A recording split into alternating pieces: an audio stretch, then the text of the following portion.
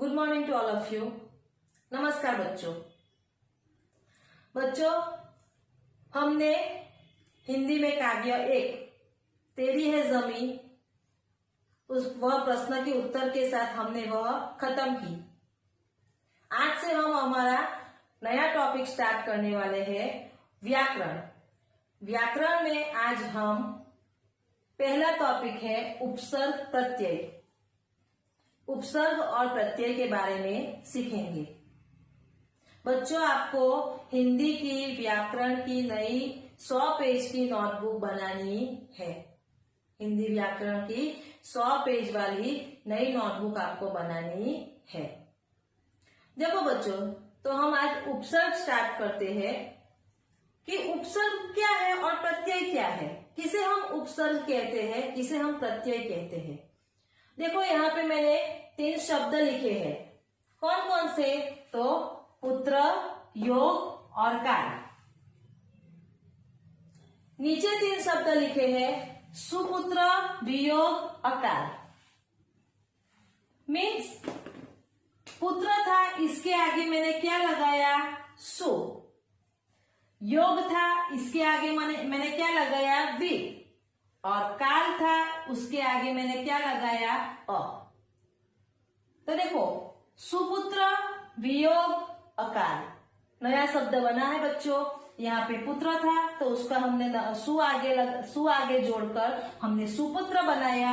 योग का हमने वि जोड़कर वियोग बनाया और काल का हमने अ जोड़कर अकाल बनाया। विद्यार्थी मित्रों, देखो यहाँ पे पुत्र में सु, योग में वि और काल में अ पहले जुड़कर एक नया शब्द बन गया है नया शब्द। पुत्र का सुपुत्र, योग का वियोग और काल का अकाल। लेकिन ये जो सु है, वि है और अ है, उसका अपने आप कोई अर्थ होता नहीं है। सु का कोई अर्थ होता है? नहीं। वी का होता है? नहीं। और अ का भी कोई अर्थ होता नहीं। लेकिन ये सु को हम शब्द के साथ जुड़ के जो नया शब्द बनाते हैं तो वह हमें नया अर्थ देते हैं। क्या कहते हैं? देखो यहाँ पे कि उसका कोई अर्थ नहीं होता है, लेकिन शब्द में जुड़कर ये शब्द नया अर्थ देते हैं। जब उसको हम शब्द के साथ जुड़ देते हैं तो वह नया अर्थ हमें देते हैं। तो जो नया अर्थ शब्द के साथ जुड़कर जो नया अर्थ हमें देते हैं उसे हम क्या कहते हैं? तो शब्दांश कहते हैं। क्या कहते हैं? शब्दांश। ये पूरा क्या होता है? शब्दांश। समझ में आया बच्चों? तो इसके ऊपर से हम सीखेंगे कि उपसर्ग किसे कहते हैं। तो उपसर्ग की परिभाषा हम लिखते हैं। उपसर्ग की परिभाषा क्या है वह हम अभी लिखते हैं और देखते हैं, और उसके थोड़े बहुत से उदाहरण भी हम आपको दिखाते हैं कि उपसर्ग किसे कहते हैं।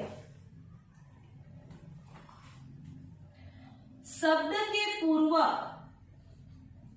पूर्व यानी आरंभ, पहले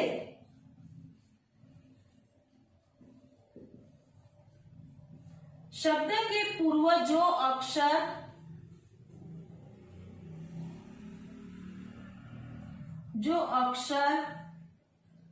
या अक्षर समूह लगाया जाता है,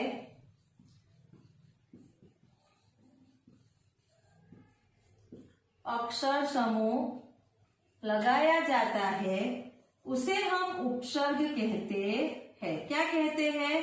उसे उपसर्ग कहते हैं। देखो, यहाँ पे मैं आपको एक उदाहरण देती हूं कि रामू अनपढ़ और देहाती है। क्या है उदाहरण? रामू अनपढ़ और देहाती है। तो देखो बच्चों, यहाँ पे अनपढ़ है तो अनपढ़ शब्द हमने बनाया है, बराबर। तो उसके शब्द के आरंभ में क्या है? तो अन। वो क्या है? उपसर्ग। तो अन वह उपसर्ग है। वह अन ये पढ़ आपको बताया वैसे। तो अन शब्द के आरंभ में है तो वह शब्दांश के साथ जुड़ा है तो यह उपसर्ग बनता है, अनपढ़। और उपसर्ग का ये जो अन है, उपसर्ग का कोई स्वतंत्र, मैंने बताया वैसे उपसर्ग का कोई अपने आप या स्वतंत्र अर्थ होता नहीं। अगर हम शब्द के साथ उसे जुड़ ले तो वह हमें नया अर्थ देते हैं। थोड़े बहुत से उदाहरण हम देखते हैं। तो देखो उदाहरण हम देखते हैं थोड़े बहुत से कि यह उपसर्ग में मैं कोई आपको शब्द देती हूँ, उसके ऊपर से आपको 2-3 शब्द बनाने हैं। पहला शब्द है अप। तो अप पे से हम 3 शब्द बना सकते हैं। तो एक तो अपयश, अपराध, फिर कौन सा बनता है तो अपमान। देखो बच्चों, अब उपसर्ग लगा के हमें शब्द बनाने थे तो हमने बनाए शब्द अप पे से। अगर हम सिर्फ अप लिखते हैं तो उसका कोई अर्थ होता है नहीं होता है, पर वह हमने शब्द के साथ जुड़ दिया है तो उसका एक नया अर्थ बनता है। अपयश, अपराध, गुनाह और अपमान। समझ में आया बच्चों? और उदाहरण लेते हैं। मैं आपको होमवर्क में ऐसे ही कुछ शब्द दूंगी, उसके ऊपर से आपको 3-3 शब्द अपने आप बनाने हैं। देखो पहला है सह। इसका कोई अर्थ है सह यानी क्या? नहीं पता। तो सह के ऊपर से हमें 3 शब्द बनाने हैं। तो पहला शब्द कौन सा बनाएंगे हम? तो सहयोग बनता है। फिर दूसरा शब्द सहपाठी, साथ में पढ़ने वाला सहपाठी।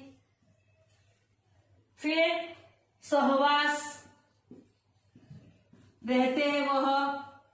तो देखो बच्चों, यह सह उपसर्ग पे से हमने 3 शब्द बनाए, सहयोग, सहपाठी और सहवास। सह के सामने हमने ये शब्द जोड़ लिए तो ये नया शब्दांश बन गया। और एक उदाहरण लिखती हूं कि ला। ला यानी क्या? ला का कोई अर्थ होता है नहीं। तो ला पे से हम शब्द बनाएंगे लापरवाह,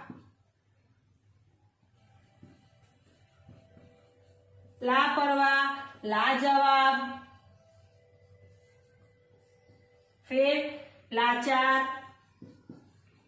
तो देखो बच्चों, यहाँ पे हमने उपसर्ग, आपको परीक्षा में ऐसे ही आपको उपसर्ग देंगे, उसके ऊपर से आपको शब्द बनाने आएंगे तो आपको वह आना चाहिए। समझ में आया? मैं थोड़े बहुत से उदाहरण आपको लिखवाऊंगी बोर्ड पे, वह आपको अपनी नोटबुक में लिखना है। समझ में आया? और जो दूसरा है प्रत्यय, वह हम नेक्स्ट पीरियड में सीखेंगे। आज हम उपसर्ग ही सीखते हैं। तो आपको होमवर्क में मैंने जो पहली काव्य तेरी है जमी, उसके जो विस्तार से उत्तर लिखने बाकी थे, वह 3 उत्तर, प्रश्न के साथ उत्तर लिख के मैंने दिए हैं, वह आपको आपकी नोटबुक में लिखनी है। और व्याकरण की आपको अलग से 100 पेज की नोटबुक बनानी है और वो जो मैंने आपको सिखाया वह आपको आपकी नोटबुक में लिखना है। समझ में आया? घर पे बैठ के गृह कार्य करना, पढ़ना।